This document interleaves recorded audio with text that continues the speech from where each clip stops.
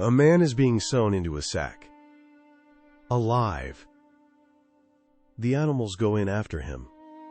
Dog, rooster, viper, monkey. The sack will hit the river before Rome explains why. This is only one method on the list. The real question is why a civilization wrote this into law. The first thing the crowd saw was the wood. A heavy forked beam, roughly hewn, dropped across the condemned man's shoulders. His arms were pulled forward and tied to the ends of the fork, outstretched, immobile. The posture of a man who had already lost the use of his own body. The device was called the furka. It weighed enough to make walking difficult and standing straight impossible. And the man wearing it was not taken to a cell. He was walked through the city. Slowly. The route was chosen so that people would see him. This was not a malfunction of Roman justice. It was the point of it. Republican Rome was already a city of pressure. Crowded streets, public business, markets, temples, debt, patronage, gossip, punishment, all packed into spaces where private shame could become public knowledge in minutes. The forum, the market steps, the narrow passage between insulae where laundry hung, and vendors argued. All of it was audience.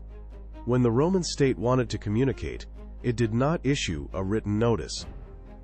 It used a body.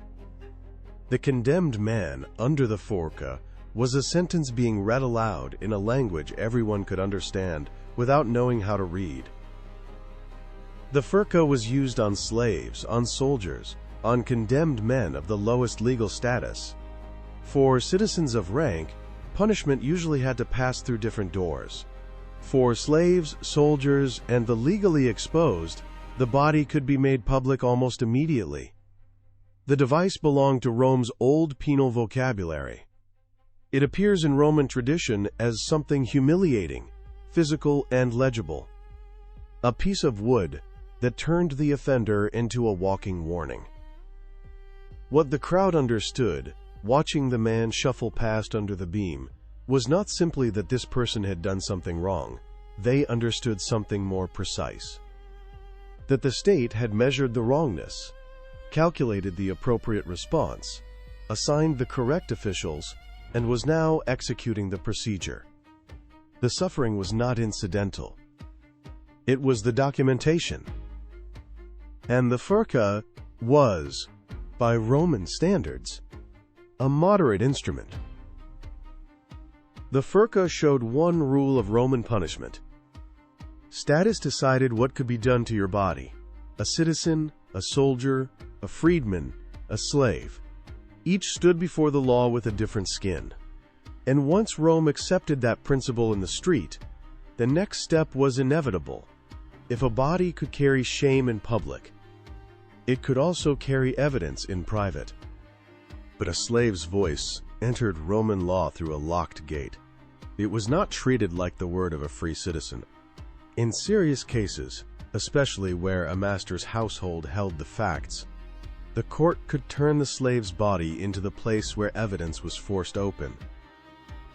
The body had become the file. What Rome performed in the open was meant to be seen. What Rome performed in private was meant to be forgotten. The slave is already in the room when the wooden frame is carried in. He is not the accused.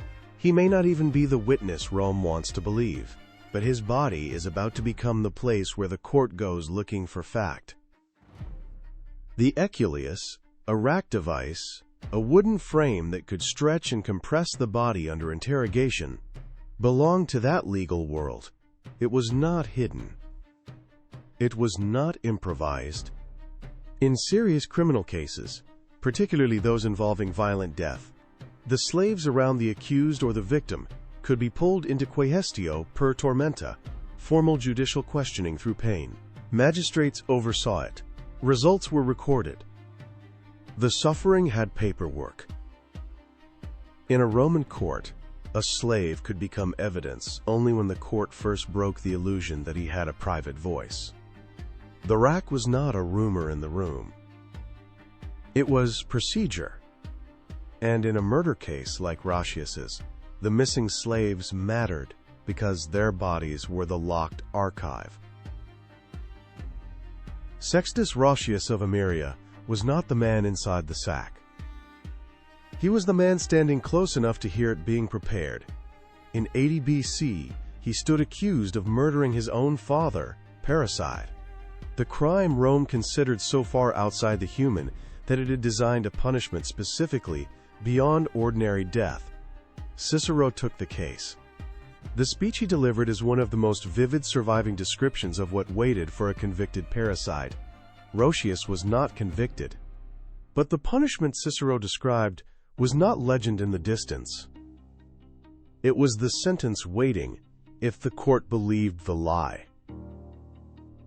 What the case exposed was something the Roman legal system preferred not to examine directly: that the instruments of justice and the instruments of torture occupied the same room, served the same magistrate, and produced statements that the same legal world then had to weigh. Roman jurists noted with varying degrees of discomfort that testimony produced under the eculeus was unreliable, that pain could make a man confirm any accusation, name any person, construct any version of events the questioner needed. The system was not ignorant of this. It continued anyway. Because the alternative, accepting a slave's uncoerced word as legal evidence, was categorically unacceptable. The hierarchy could not function if the bodies of the lowest class were granted the evidentiary weight of the highest. The logic was precise. The instrument was precise. The cruelty was the precision. And then there was the camp.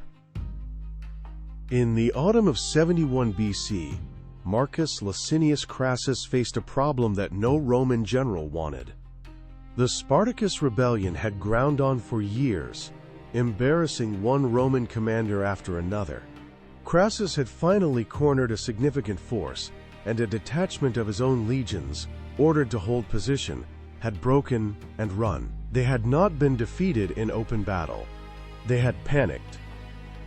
And in the Roman military, there was a punishment, specifically designed, not for losing, but for breaking. Crassus called the detachment together. 500 men. He divided them into groups of 10 and had each group draw lots. The man who drew the fatal lot in each group was separated from the others.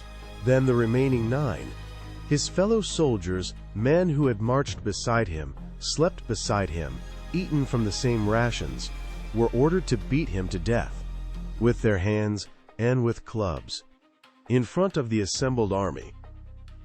This was decimation. 1 in 10, chosen by chance, executed by the rest. It did not matter who had run first.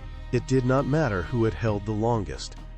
The lot decided, and the lot carried the combined authority of the gods and the state in the same draw. Plutarch does not need to invent horror. He names the old punishment and lets the army stand around it.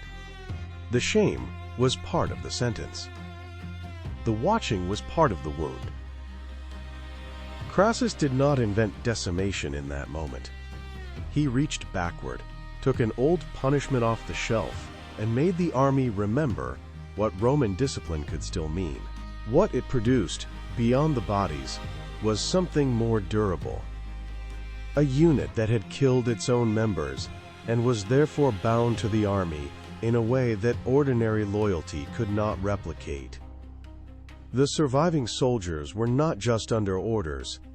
They were implicated. They had become, in the most literal possible sense, part of the enforcement machinery. Decimation was meant to force obedience back into an army. Judicial torture was meant to force evidence out of a body. The furca proved something more Roman. The state knew exactly which bodies it could expose, which bodies it could break, and which bodies required a different door. And all of it, the wood, the rack, the clubs, the lots, was administered by officials. Men with titles, men with salaries, men who went home afterward. Rome had not lost control. Rome was the control. Pain was not the point. Meaning was the point. And Rome was very precise about what it wanted to mean. The sack survived. The meaning is what the pages buried. The sentence has already been read. The sack lies open on the ground, dark and heavy, while the condemned man watches the men around him prepare a death that is not supposed to look like ordinary death. Across the surviving sources, the ritual gathers objects like a nightmare assembling itself. Rods called vergae sanguineae, blood red or blood drawing, depending on how the phrase is read, a covering of wolfskin, wooden clogs, and finally, the sack. Not every source gives every piece. That is the point. The punishment survives as fragments that still know what they were trying to do. Each element of this preparation had a purpose that was not decorative. The wolfskin denied him the face of a man. The wooden clogs denied his feet contact with Roman earth. The rods drew blood before the sack closed, so that the punishment began in the world of the living, before it moved to the space Rome had designated as outside the world entirely. In Cicero's Roscius speech, the terror is already complete without the animals. The sack, the water, the removal from earth, air, and burial. Later law and later memory crowd the sack further. A dog, a cock, a viper, an ape. By the time Justinian's institutes preserve the formula, the death has become a small, sealed universe of wrongness. This was the Poena Cullei, the punishment of the sack. It was the sentence reserved for one crime above all others: parricide, the murder of a father. Rome had a structured relationship with its categories of wrongness. Theft was wrong, assault was wrong, murder was wrong, but parricide occupied a different register. Not simply a crime against a person, but a crime against the order that made Roman society legible. The father was the paterfamilias, the legal and moral center of the household, the unit on which the entire Roman social architecture rested. To kill your father was not to commit a larger murder. It was to commit a different kind of act entirely, one that the standard vocabulary of Roman punishment could not adequately address. So Rome reached for a different vocabulary. The animals were not explained in the code like a school lesson, but the symbolic field around them was hard to miss, and later readers kept trying to decode the selection. The dog. Faithlessness. The betrayal of the bond between dependent and protector. The rooster. A creature that lives by the light and cannot tolerate darkness, placed in the sack as a kind of cosmic wrongness, a thing that should not be where it is. The viper. In Roman tradition, believed to kill its mother in birth, making it the natural companion of the man who had inverted the parent-child relation.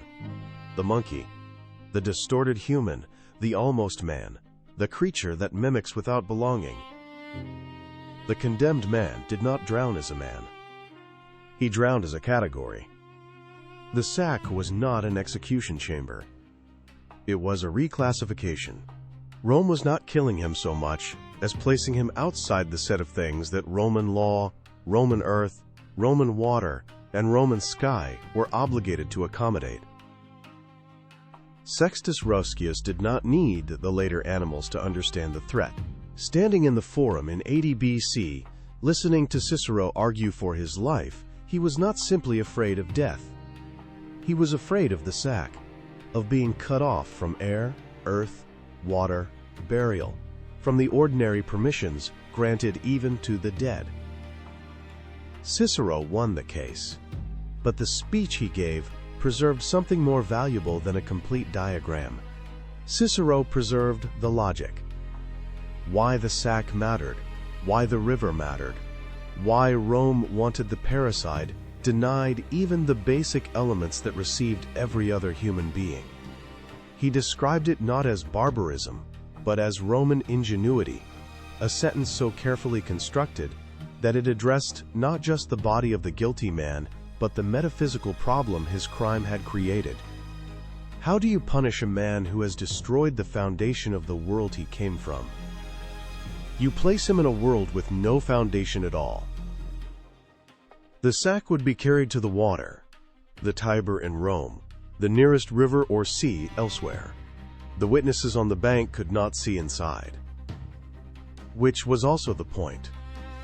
The punishment was designed to occur outside of witness, outside of the world, in a space Rome had declared no longer subject to the ordinary obligations of the living toward the dead. There would be no body to recover, no grave, no right. The man inside the sack had been removed from the economy of Roman death as completely as he had been removed from the economy of Roman life. This is the logic Cicero described. Later law preserved the formula.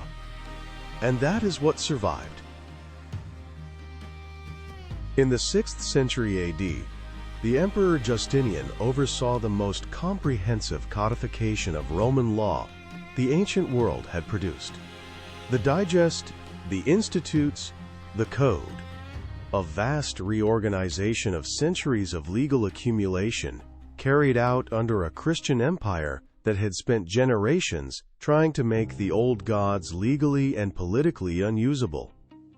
If there was ever a moment to quietly remove the rooster, this was it. Justinian did not remove the rooster. The Institutes of Justinian name the animals explicitly: the dog, the cock, the viper, the ape. The sentence for parricide in 6th century Christian Roman law still preserves the dog, the cock, the viper, and the ape. Creatures whose presence carries an older ritual smell than the code bothers to explain. The empire did not erase the ritual on the page. What happened instead was quieter, and in some ways more revealing. The punishment survived in the code, but the explanation did not travel with it. Later transmissions of Roman law kept the drowning. They let the meaning rot off the bones. What the history books removed was not the method. It was the internal architecture that made the method coherent. Strip away the cosmological logic, the wolfskin, the clogs, the specific animals and their specific symbolic charges, and what remains looks like cruelty without grammar. Sensational. Inexplicable. The kind of thing that gets described as sickening precisely because the framework that made it, within its own terms completely rational, has been quietly discarded. Rome did not remove this from the record. Something stranger happened. The record kept the drowning, kept the animals, kept the sack, and let the reason decay around them. What survived was the method. What became harder to see was why anyone thought it made sense. The forum had emptied. The magistrate had gone to dinner. The crowd that had watched the sentencing dispersed into the ordinary business of the afternoon. The market stalls, the debt negotiations, the temple steps, where clients waited for patrons who were already late. Rome had returned to itself, and somewhere on the edge of the city, in the quarter where the state kept the things it needed but could not acknowledge, a man was cleaning his instruments alone. The Carnifex was not a soldier. He was not a criminal. He was a free man, attached to the public machinery of punishment, summoned when Roman justice required a body to be broken, flogged, tortured, or killed. He carried out floggings. He operated the rack. He applied the tools of judicial torture when the court required it. He performed executions. He was, in the most literal administrative sense, an official. He was also untouchable. Rome had words and habits for this kind of disgrace. Some professions carried formal infamia. Others carried something just as visible. A civic stain everyone knew how to read.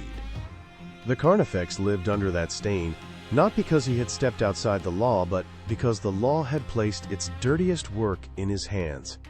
The contamination was not a bloodline. It was a boundary. Rome needed the Carnifex close enough to summon, and far enough away to deny. He could touch the bodies the state condemned, but he could not fully belong to the city that paid for the touching. This arrangement was not accidental. It was structural. Rome had looked at the thing it needed, a man willing to do what the law required to bodies, and decided that the doing of it made him something the city could not fully incorporate. So it kept him at the edge, close enough to function, far enough to be deniable. He was not allowed to reside within the city. He lived outside the gates, near the places where Rome sent the bodies it did not want in the center. That was enough. The geography said what the law preferred not to say aloud. Rome had made him necessary, and then made him impossible. What the Carnifex represented, standing at the edge of the city with his instruments wrapped in cloth, was the same logic that had sent the parricide into the sack, that had required the slave's body to become an archive, that had made the soldier beat his tentmate to death by lot. Rome knew what it was doing. It had always known. The violence was not the failure of the system. It was the output of the system, produced deliberately, administered carefully, and then, whenever possible, handed to someone who could be kept at a sufficient distance that the city did not have to look at its own hands. The Carnifex was the distance made human. After an execution, the state's accounting was complete. The sentence had been carried out. The record had been updated. The magistrate's obligation was discharged. What remained was a man on a road outside the walls, carrying the tools of a profession that Rome required and Rome refused to absorb, walking back toward the quarter where the state had decided he was permitted to sleep. Behind him, Rome still had its laws, its courts, its seals, its magistrates, its language of order. Outside the gate, the man who had made that order visible kept walking, with the tools wrapped under his arm. The city did not need to deny him. It only needed the wall. The Carnifex knew only the weight under his arm, the length of the road, and the sound of the gate closing behind him. He did not turn around. He walked into the dark. What happened to the men who survived decimation, who beat their brothers and were allowed to live, is the part most histories rush past. That story is next.